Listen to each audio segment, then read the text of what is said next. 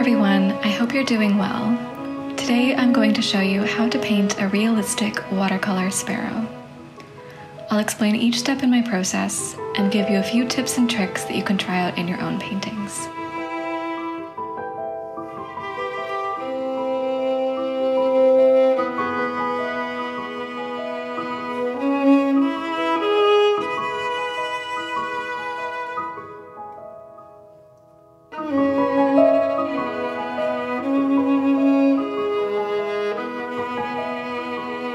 I always begin with a clean and detailed line drawing. If I don't take the time to do this, I inevitably run into trouble down the road.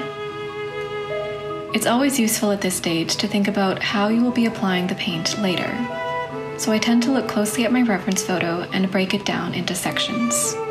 For example, I know that I will be painting the head in one section and the chest in another.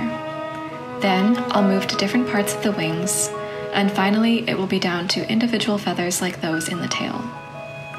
I always use a mechanical pencil so things are nice and crisp, then lighten the lines up with a kneaded eraser so they won't be visible in the final painting.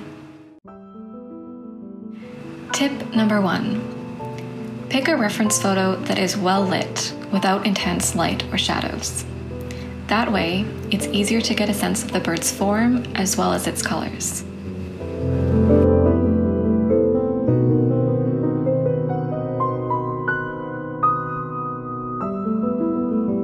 Next, I lay down a light base color for different sections, paying particular attention to tone.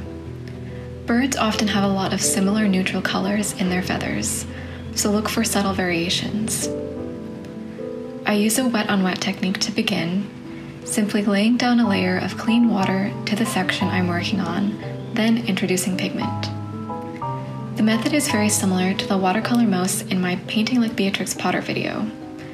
So if you want to see another example of this process, I'd recommend checking that one out. I'll leave a link in the description below.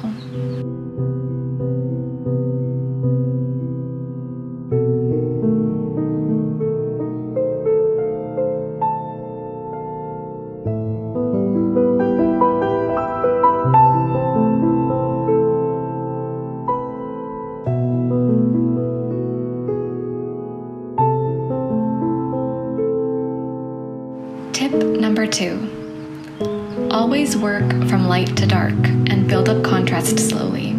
It's easier to correct mistakes and allows you to preserve areas of highlight.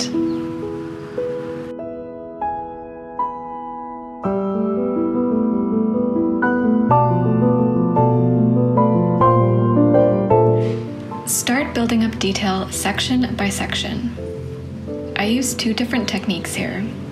The first is the same wet-on-wet technique from step 2, which you can adapt to make a gradient by applying pigment where the color is the deepest, then gently wicking away water from the opposite edge with a dry brush. The second is simply going in with the smallest brush you have to create the texture of the feathers.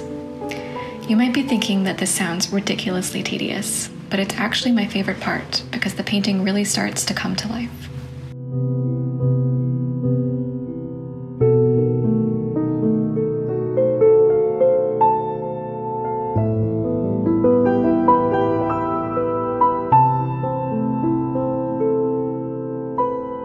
Tip number 3.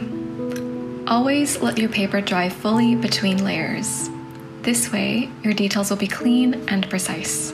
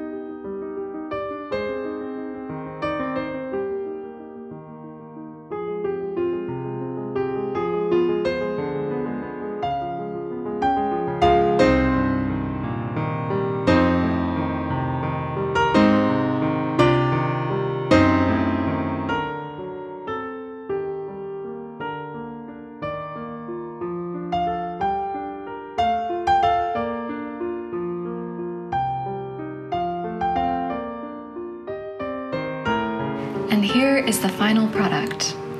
I decided to save the branch for another day, but I'm pretty happy with how my little sparrow turned out. Let me know if you followed along and painted a bird of your own. Thanks so much for stopping by, and I'll see you in my next video.